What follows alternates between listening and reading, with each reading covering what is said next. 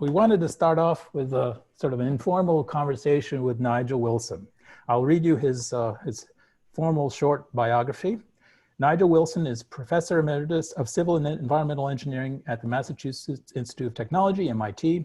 His research and teaching focuses on urban public transport, including topics related to the operation, analysis, planning, and management of transit systems.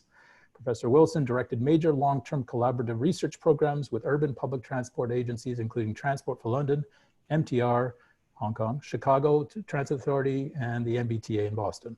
He has written more than 100 articles and reports on the results of his research. During sabbatical leaves from MIT, Professor Wilson worked in 3 large transit agencies, the MBTA, London Transport, Metro Transit Minnesota, Minneapolis area, and has served as a consultant to a number of other North American transit authorities. He has been a visiting faculty member at Stanford, University College London, Napier University, TU Delft, and the University of Minnesota. Professor Wilson received a bachelor's degree in civil engineering from Imperial College London and earned both his master's and doctoral degrees in civil engineering and transportation systems from the MIT, from Massachusetts Technology. So that's a formal introduction, but on a personal note, I've known Nigel for a very long time. I did my Ph.D. at MIT in the 1980s, and Nigel was on my doctoral committee and was incredibly helpful. I've always been passionate about transit. I knew it. That's what I was going to do, and so it was very useful getting to know Nigel and his interest in transit. And he was very instrumental because my PhD was a little bit controversial at the time. But since then, we've become very close friends over time because I think our paths have sort of merged in a certain sense, where he came from a very academic background, I came from more of applied, and we sort of now agree that we need this bridge between academics and practitioners. And he's also had a very big influence on the world of transit. Many of his students from the MIT Transit Lab are now in the industry, in transit agencies and consultant firms. I was shocked to find how many of them were on my TRB Transit Planning Committee at the time, and I know there are many that are online right now. So we thought it'd be a good chance to have a little bit of a chat because he's been following the whole evolution of the use of data for transit planning and operations from the beginning. And so with that, I thought we just have this conversation. So Nigel, to start off with, could you maybe just say a few words about your personal arc of professional development and that led to where you are now? Yes, first of all, thank you, Brendon and Anna, very much for organizing this as a virtual conference. Congratulations on getting to the starting gate, and I think we're off to a very good start. And also thank you personally for inviting me. I welcome the opportunity of talking with everyone about my experiences and what I see as the future opportunities and challenges. So in terms of background, over 50 years ago, when I first arrived at MIT, I got involved in an interdepartmental course to develop the urban transportation system of the future. And out of that came the ideas of dial-a-ride and demand-responsive transit, also bus-only streets, sort of the core of bus rapid transit, and PRT, automated guideway systems. I personally have always been interested in fairly short-run implementable ideas. And I thought that demand-responsive transit was at that end of the spectrum compared with some of the more high technology things. And here we are, lo and behold, it took about 50 years for these things to be implemented. But it's finally happened. it did finally happen. So in terms of the evolution of my interests, it started with, can we find something that's more responsive than fixed route transit and less expensive than taxis, which provided non-shared ride door-to-door service? Is there something in the middle there that can really serve an important niche in urban transportation? This was partially inspired by the seminal book that was published in 1965 called The Urban Transportation Problem by Mayer, King, and Wohl, all associated with Harvard at the time. And that really focused a lot on what the issues were with the current urban transport system and how it might evolve in the future. And that was sort of inspirational for a lot of the work that we were doing at that time. So having focused on demand responsive transportation, dial-a-ride, and the early implementations of those systems in Rochester and Haddonfield, New Jersey, and other places like that, I became somewhat frustrated that it wasn't getting implemented as widely as I thought it might. And I decided really to shift my focus to working with public transport agencies and trying to take advantage of the expertise in the agencies, but have a planning focus on the short run to try and make the systems more responsive without moving away completely from the fixed route, fixed schedule idea. So that's really my career evolution to focus on public transport. Now, of course, we're back where TNC is a very significant part of urban transport, certainly well before COVID-19. And I think the interesting challenge now is developing these integrated urban transport systems that use the best elements of conventional transit, the best elements of demand responsive, as Amma said in his introductions, the best elements of technology in terms of automation, electrification, all of these things. So I think it's a tremendously exciting time to be working in this. And I think the program that you and Amma have put together is a great opportunity for saying, where are we now? What are the next steps towards that goal? It's interesting, the arc, because I think you were way ahead of the time with the DRT in Rochester and so forth. That's sort of where I started my career in Westport and Bridgeport Transit District.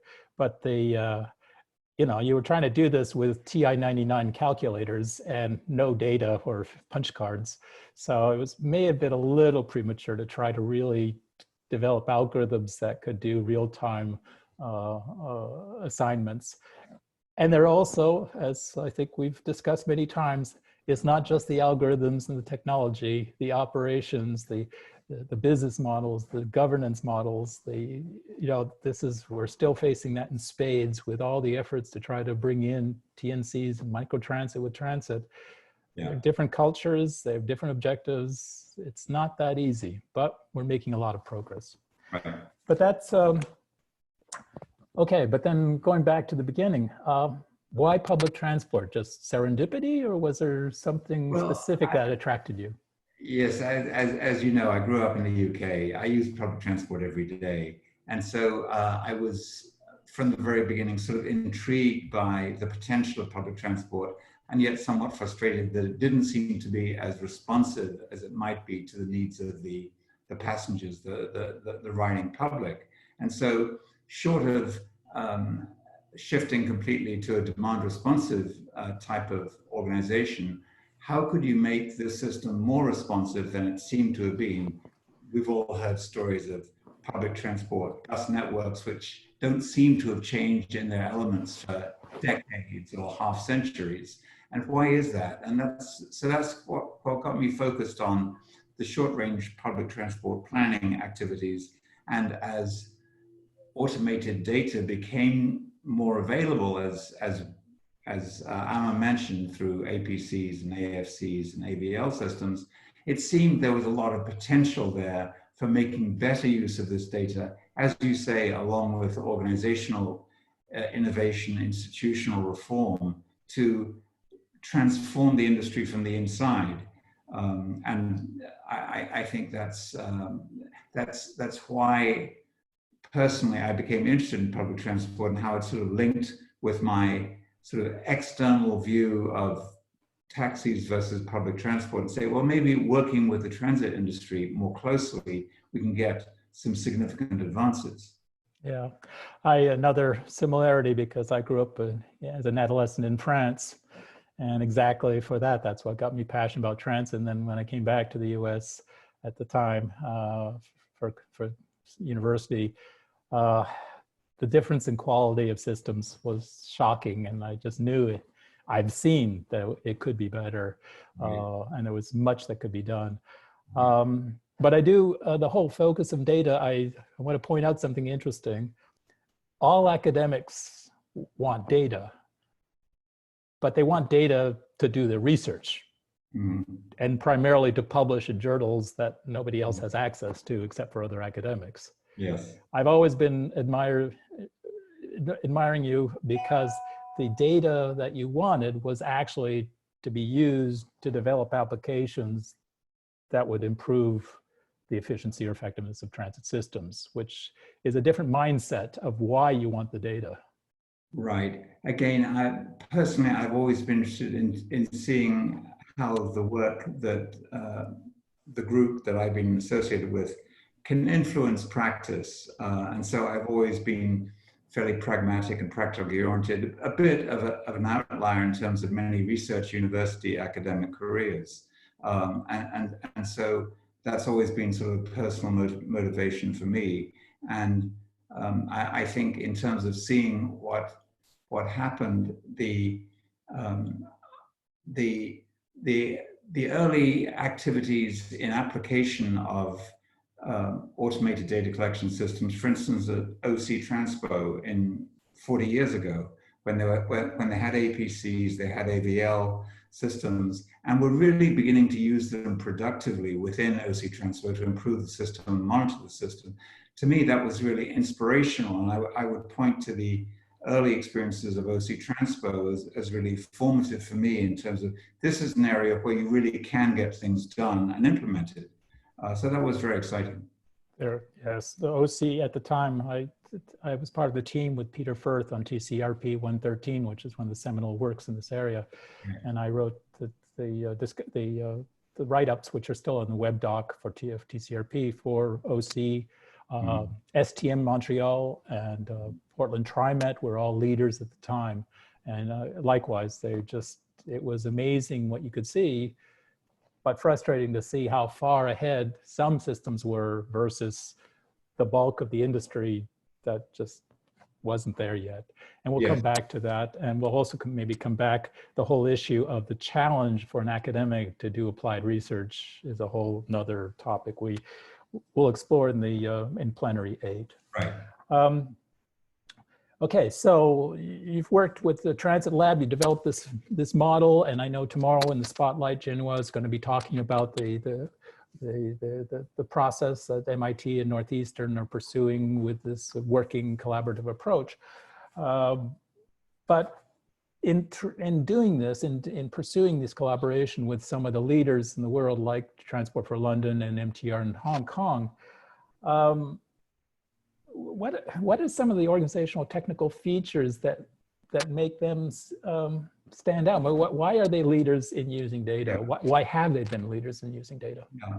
Well, let me talk specifically about Transport for London, because I think in many ways TfL is a model for what leading agencies can do if they really focus on this. So again, linking this to my own history, I was on sabbatical leave, as you said, working with a number of agencies. And in 92, 93, I spent the year in London working with London Transport, the predecessor organization to Transport for London. And the application I worked on most strongly had a focus on was called Countdown, which is the early implementation of bus arrival information at bus stops prior to the existence of smartphones, where you can get it conveniently wherever you are. But you get to the bus stop and you have the sign saying next bus on this route will be in 3 minutes or 5 minutes or whatever. So even before TfL was created, there was a strong interest within London Transport about innovating and seeing how technology can be used. And then when Transport for London was created, which was shortly after 2000 in the sort of restructuring of government in London, this was a new organization. It could choose continued sort of best practices under London Transport, which had existed for more than a century in its predecessor and later form, take advantage of that, but bring in new leadership that were passionate about public transport, as you said, but were fairly powerful in terms of the overview, the breadth of reach that they had as an organization, TfL, and could come in with new ideas. And I think the other thing that was was quite important there was the overall environment in the UK in transport and other sectors where there was a lot of innovation going on. And in the 90s, when I was there at London Transport, there was a lot of discussion about how public transport and transport overall should be restructured in London, and that led to the formation of TfL. So I think in the case of TfL, it's sort of a classic model where it had had a great history through its predecessor organizations, but it was a new organization. It had new leadership. It could bring in new ideas. And one of the new ideas, which they've implemented, in my view, very, very effectively, is saying, how can we make use of intelligence, data, knowledge in a non-traditional way? And I think they've really pioneered and blazed that trail very effectively. So as you also said, we work with MTR. MTR is a very different organization in Hong Kong than Transport for London.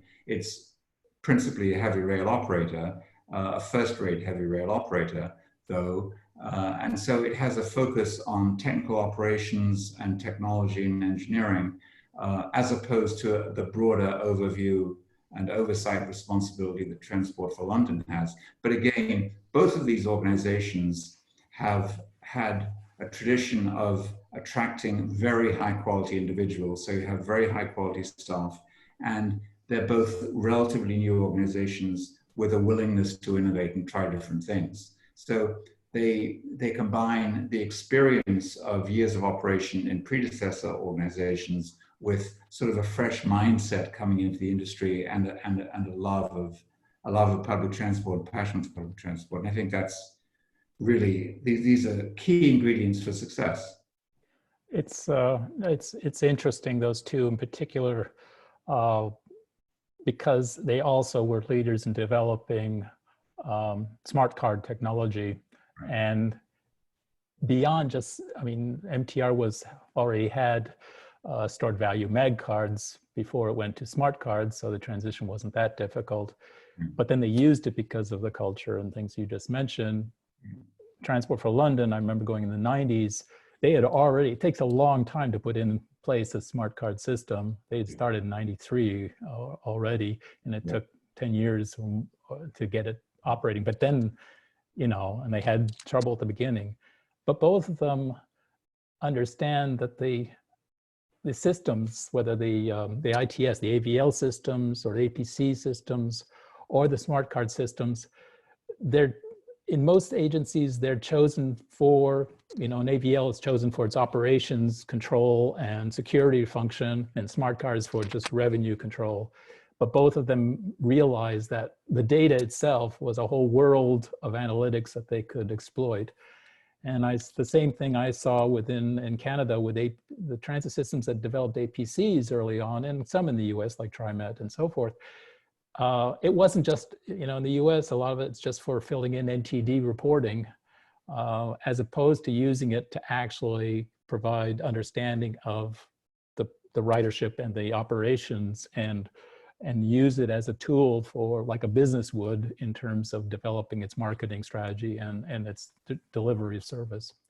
Right. But yeah. It's good. Go ahead. Well, I think the point you're making is a very important one, that these individual technologies were developed not for data collection and data use as the main objective. They all had, in the case of APCs, just sort of monitoring the level of usage of the vehicle, AFCs, revenue protection, and AVLs, safety and security in the case of an incident on the route.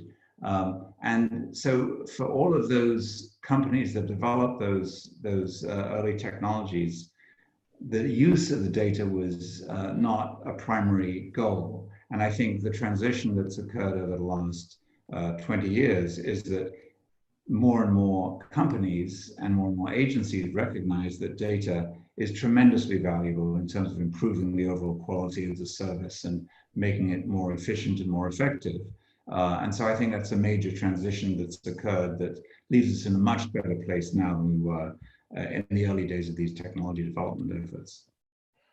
I agree. It's been frustrating to see how long it's taken to get here. I go to lots of conferences at APTA, CUDA, TRB, and it's taken a very long time with a very small number of leaders, but we're finally, as this whole conference is showing, a much broader range of places that are really thinking about using data. However, in collaborations that you've had with transit agencies, I know I've heard many times you sort of say, well, you know, it worked because the CEO, you know, made it happen. And they were interested. They allowed you to sign the deal that would get you a small percentage of capital budget to have this interaction with your students and have do applied research that was of mutual benefit. Right. Which is, I totally agree. But the challenge that remains is that, especially in the States, and more in Canada, unfortunately, the CEOs get swapped out after every 2-3 years. They either get burned out or thrown out. And when they go, it often, the data culture disappears. And is there, you know, is there anything that, building blocks that we could think about that to try to, you know, anchor a culture of data-driven decision-making? Yeah, well, I clearly the points you're making are really important challenges that if you want to develop long-term collaborations between research community and the public transport operating community, these are real challenges. As Jinwa will talk about more tomorrow, I think the model that we've followed relied very heavily at the beginning of any developing new relationships with top-level management. And I think that's the sort of entree into the organization. To protect against leadership changes, you have to develop very strong support throughout different levels of management and analytical staff in the organization, and hope that as the leadership transition inevitably occurs, that they will see enough benefits from the relationship that they will argue strongly this is an important relationship to continue, even though this is obviously not the main reason these agencies are in existence. And that doesn't always work, but I think that's the model for trying to sustain long-term relationships. Again, we've been fortunate in having long-term relationships with all of the agencies that you mentioned, anywhere from 5 years up to 15 years in the case of Transport for London. And so there are inevitably going to be leadership changes, significant number of leadership changes, and the acid test in terms of whether the model is really viable in the long run is, can you survive those transitions, and do you have enough support below the top level of management to help you bring the new management along, new leadership along? It's certainly a challenge because we both know many very bright mid-level managers, technical staff that go in. Transit is a very attractive field. Many people want to work in transit because it does good things. It's not like working for a bank. I mean, it's actually helping people. So it's really, people are naturally attracted to it, but the bureaucracy and administrations and the fact that it's operations driven, and it's really, it's because it's labor intensive and operations driven, it's really hard to make it, to transform it into a data-driven decision-making environment. And people get frustrated and then they flee to consulting firms. Yes. So, keeping those people is, well, attracting them is difficult depending on the skill, but keeping them over time, training them and keeping them is really, really difficult. Yeah, that's right. I mean, I think one of the things that we focus on at MIT, obviously we're educational as well as a research or institution.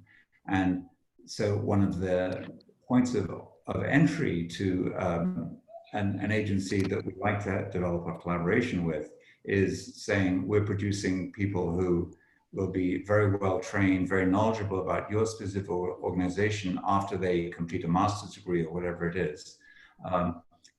And then the challenge, as you said, is the environment they're moving into in the industry sufficiently challenging and engaging to keep them there? And it doesn't always work. Obviously, a number of our graduates have started out in a public transit agency and moved into the private sector, and that's fine. It's good to get that collaboration and that interchange. It enriches both, but there's certainly bureaucratic challenges that if you really want to get something done as a young graduate of any program, be it TAL or TU Delft or whatever, it's a challenge for many organizations to provide a sufficiently attractive environment in terms of progress and implementation of ideas that you keep them engaged as opposed to having them go into the private sector where they can potentially get things done and get a higher remuneration for it. No, I hear you. That's a challenge. There are challenges for bureaucracy on the academic side too. Yes. You've experienced them firsthand. Doing applied research is a real challenge. The motivation system is difficult. I know lots of academics who would like to do that, but until they get tenure, and even then, they still are under pressure to get their promotions to publish in journals that. Absolutely. I think the academic community has real challenges in doing applied research of the type with transit agencies that we're talking about at this conference. And being honest with you, I was able to sort of forget about what the expectations of MIT for me in terms of my career are after I got through tenure, which was 1978. And that was when I really shifted away more from demand responsive to say, let me work on public transport because I think there's a better chance of getting these ideas implemented there. But it's a tremendous challenge. I mean, it's very exciting, as we saw from the poll, there are 37 academics involved sort of viewing this session already, as well as the same number of transit agency representatives. And up from the academic side, I think if you look at the program, it's tremendously exciting to see the number and range of different universities and educational institutions that are very actively involved with the industry now. I think that's tremendous progress from the academic side, but there are still tremendous challenges for young faculty members at a place like MIT. You've got a short time to establish your scholarly credentials. This is best achieved either working with postdocs or with doctoral students, which will give you the depth of analytics and methodological research that you need to get good scholarly publications out of. And it really mitigates against applied research, which often, as in our case, involves heavily master's students that can work on a project for 1 or 2 years and then move into the industry and be replaced by others.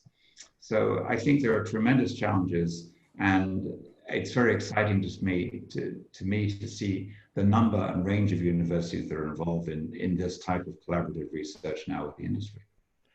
No, absolutely. And there are very few universities that have had the ability through history or local culture or whatever to actually develop a team. In many cases, academics work, by themselves. If they're interested in transit, there's one person in the engineering department or in the planning department that's got a specific interest in transit, and that makes it even harder. But one of the things we're trying to look at is ways where they can, think about collaboration and sorts of interests that would make it more feasible for transit agents. Sorry, I'm getting dinged by you. I'm trying to turn it down, but on the side, there's lots of communications going on. Another topic that's a bit of I guess a frustration for me is the vendors and suppliers. You saw on the poll, almost none. In the project, the TCRP 113 with Peter, my job was to organize a workshop with suppliers to say, look, you really should start having modules to collect the data, because the data itself from the AVL systems is really useful. That was 2004. I mean, it took 10 years later before they even started doing that. Yeah.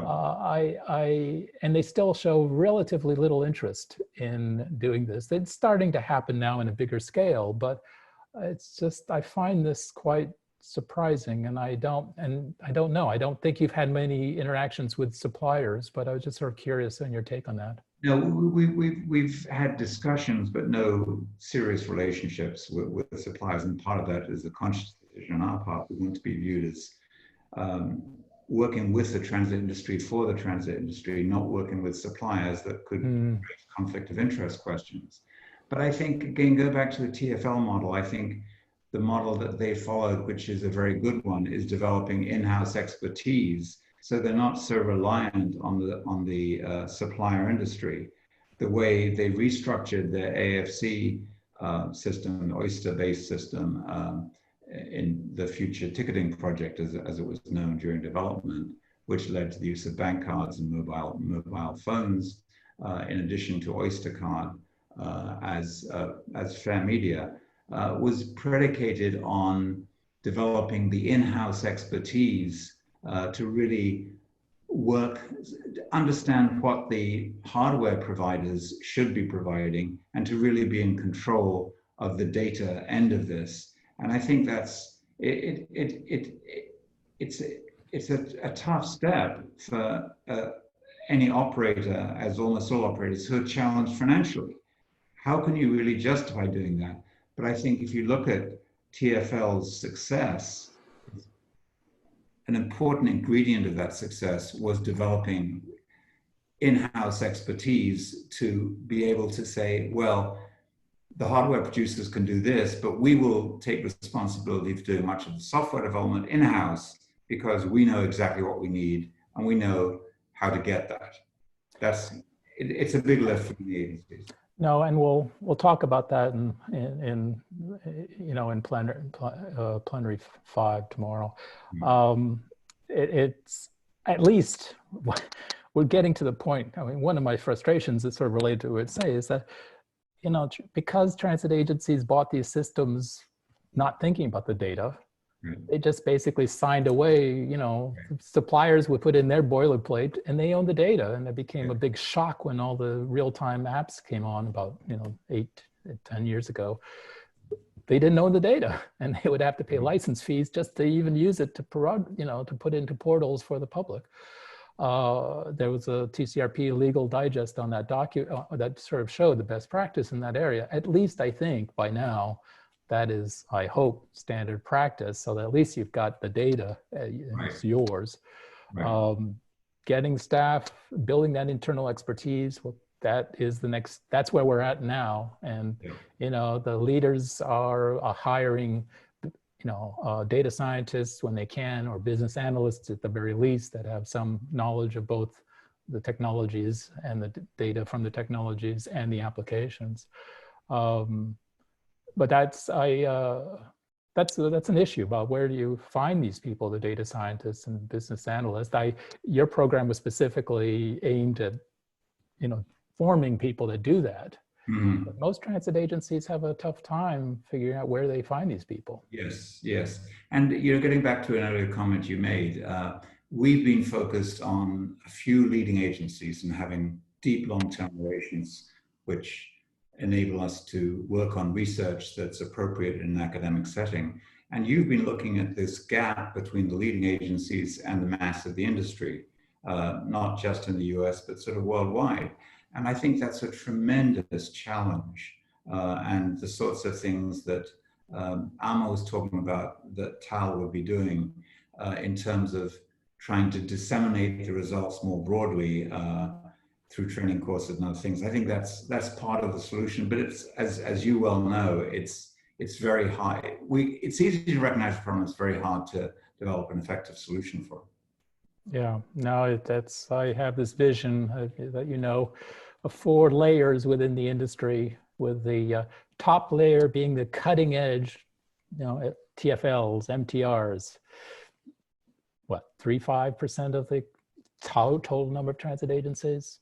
The bottom layer being, those who will never have the resources to do anything, and there are areas that transit is just not important. It's just for the poor. You know, that's what's that 30% in the North America's context.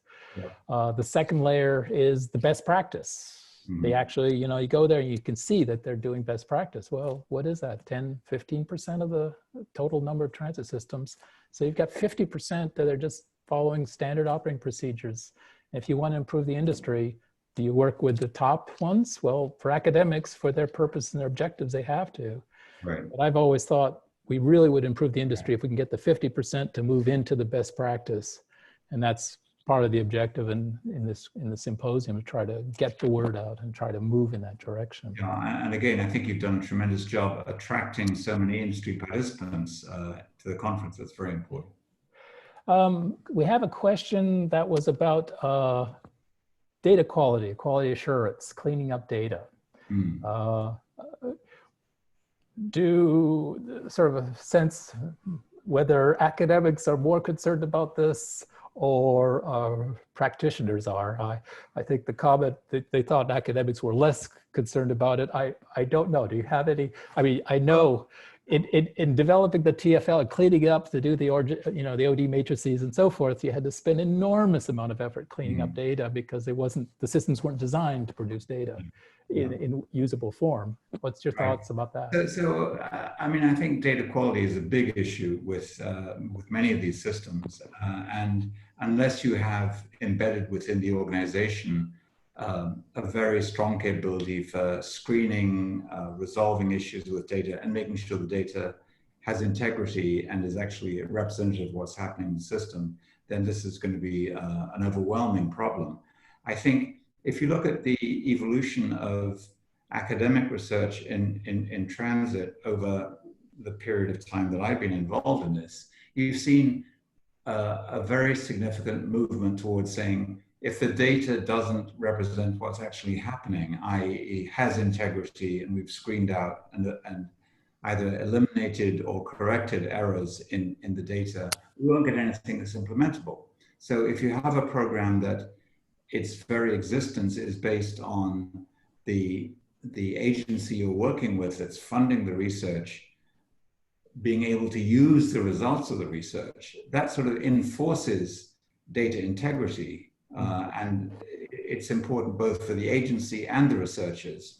So I think, again, having this sort of research operating industry collaboration of different models, as we'll see tomorrow afternoon, is actually very important in terms of making sure that the data has integrity and we're doing good screening and correction for errors or elimination of errors. So I think it's absolutely.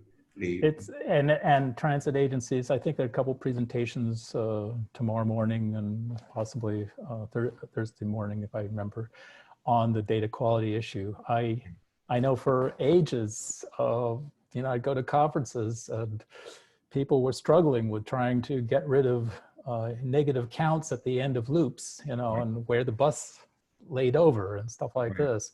And it's really hard. And the suppliers still, to my knowledge, do not provide diagnostics that help you figure out when you've got problems in corrupt data or problems with your data. I mean, is it the sensors on board? Was it the download? Was it the matching to the schedules? Is it the layovers and the matching the stops? So people have to spend an enormous amount of time. But I think, we're getting to the point that, I won't say most, but a lot of places have figured that out. And now we can get into the whole, data management and sharing applications. And I'll make a plug for Plenary 6 because there's a project there, a new one that I'm on the panel, TCRP G18, that's really looking at how you share data and share applications so you just don't get PDFs of PowerPoints.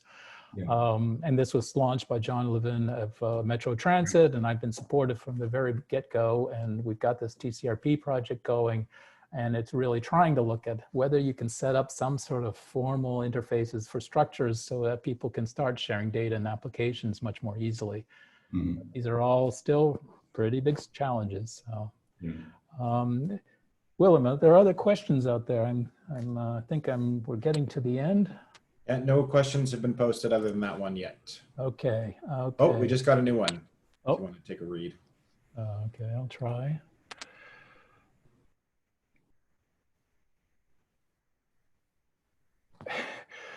Okay, maybe I'll just read it because it's too long. Okay, somebody, I guess from TFL, can vouch for the impact of the academic research program. Problem for us is more when the academics leave the building and continue the momentum to get all this hard work, fantastic insight into full working productionized systems and making sure our stakeholders remain engaged. Start using the tools. That's the counterpart of what we were talking about with the CEOs being swapped out. I think the training part that you were able to do is a key to this, because the research is good and the applications are good, but in many cases, your students actually ended up in those agencies. Yeah. And then they bring that knowledge and that understanding of the interface between tools, technologies, data, and the business uses of them, and they're there. And so as long as you can try to keep them there, and they don't get discouraged and go off to consulting firms, you know. Speaking consulting firms, the whole issue about making things better, it really relies a lot on them since they write the specifications for these systems. Now, we have a couple that are presenting that are on the cutting edge of this, but often you see a lot of cookie cutter approaches to specification writing. And I have a feeling that's been a bit of a hindrance in trying to get things to move forward and really use the data. I don't know if you have any thoughts about that. Yeah, well, I think you're right. I think, again, the solution comes back to building resources within the agency so that you can deal effectively with the consultants. You can specify exactly what you want from the consultants, knowing what your in-house expertise is and how it needs to be supplemented, rather than immediately saying, well, we have to rely on consultants for most of this. I think, again, consultants, as with technology suppliers, have a very important role, but it's up to the agency to think very carefully about how we define that role and we manage that role. And I think, again, some of the leading agencies like TFL do this very well. I think, and I totally agree, the problem is, I mean, you can't get good results out of the consultants unless you've got good people managing the consultants, first of all. So again, it gets back to what you're saying, keeping people. Yeah. It's awfully hard for transit agencies. You know, operating staff are under the gun. They're going to be even more so with COVID-19 budget cuts. It gets back to whether the culture is really there or not. This remains a challenge. And one thing I think we haven't touched on is we need more, and I think we're hoping this conference will help a little bit with that, but we need more use cases that, you know, the people inside that are, you know, the revolutionaries trying to make things better can move it, show the bosses, that show the top management, show the boards, especially both the policy boards and the top management, that there's something useful and valuable that comes out of the analytics, out of the data, the use of the data. And it's not just data, of course, it's data transforms into information. So, you know, I like the expression DRIP, data rich, information poor.